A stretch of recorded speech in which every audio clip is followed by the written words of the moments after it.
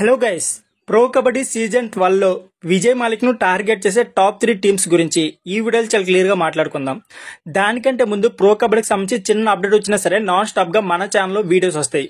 So videos miss కాకుండా ఉండాలి అనుకుంటే మాత్రం మన ఎల్ఫై స్పోర్ట్స్ ఛానల్ ని సబ్స్క్రైబ్ చేసి రెడీగా ఉండండి.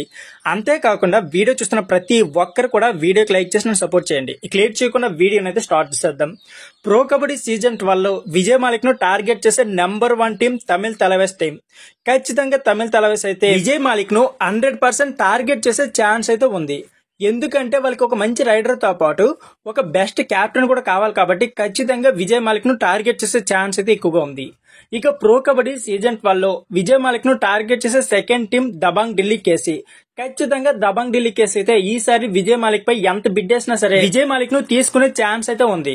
ఎందుకంటే ఆల్మోస్ట్ వాళ్ళకున్న ప్లేయర్స్ అందరినీ కూడా ఆక్షన్ లో విడిచిపెట్టేశారు. ఖచ్చితంగా ఒక మంచి రైడర్ తో పాటు వీళ్ళు కూడా ఒక బెస్ట్ కెప్టెన్ కావాలి. ఖచ్చితంగా వీళ్ళైతే విజయ్ మాలిక్ వైపు వెళ్లే ఛాన్స్ అయితే హైలీ ఉన్నాయి. ప్రో కబడ్డీ సీజన్ 12 లో విజయ్ మాలిక్ ను టార్గెట్ చేసే number 1 team Patna pirates team. Telugu Titans గానీ ఎఫ్బిఎం కార్డ్ యూజ్ చేయకపోతే ఖచ్చితంగా పట్నా పైరేట్స్ అయితే విజయ్ మాలిక్ ను తీసుకునే ఛాన్స్ అయితే హైలీ ఉన్నాయి. ఎందుకంటే ఆక్షన్ కు ముందే already Patna pirates head coach అయిన అనూప్ కుమార్ అయితే ఒక స్టేట్మెంట్ ఇచ్చారు.